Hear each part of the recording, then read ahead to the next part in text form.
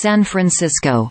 President Joe Biden met face-to-face with his Chinese counterpart, Xi Jinping, on Wednesday and said afterward they had agreed to revive dormant military communication channels, crack down on fentanyl trafficking and work jointly to address rapid advances in artificial intelligence. The 4-hour summit broke a year-long silence marked by rising tensions that have stoked fears that the two countries are on a path toward direct conflict.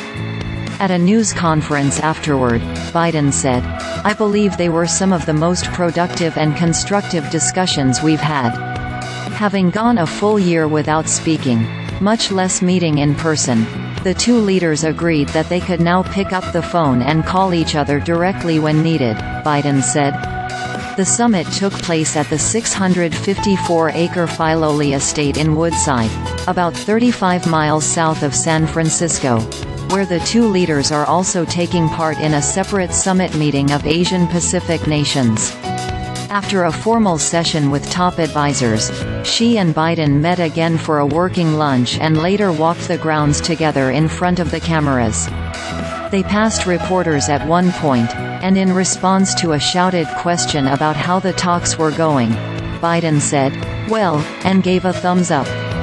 There were no breakthroughs, however, on some long-standing issues, chiefly, the status of Taiwan, that have soured relations between the world's two largest economic powers. Nor was there any sign that Biden was reassessing his belief that China is a formidable and potentially dangerous competitor. He cautioned that he won't accept Chinese promises to cooperate at face value.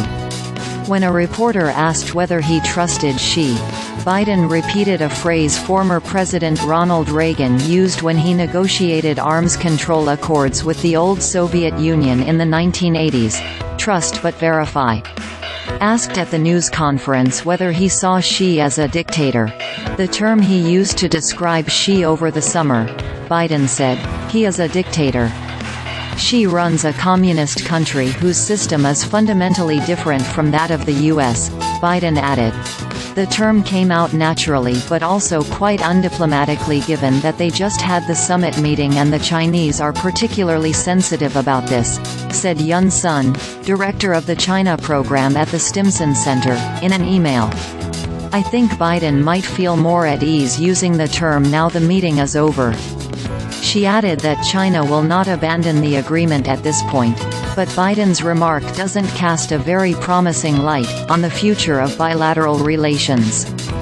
Biden said earlier, "We're in a competitive relationship, China and the United States, but my responsibility is to make this rational and manageable, so it doesn't result in conflict. That's what I'm all about. That's what this is about." Still, Biden hailed the three areas in which the sides reached consensus. The U.S.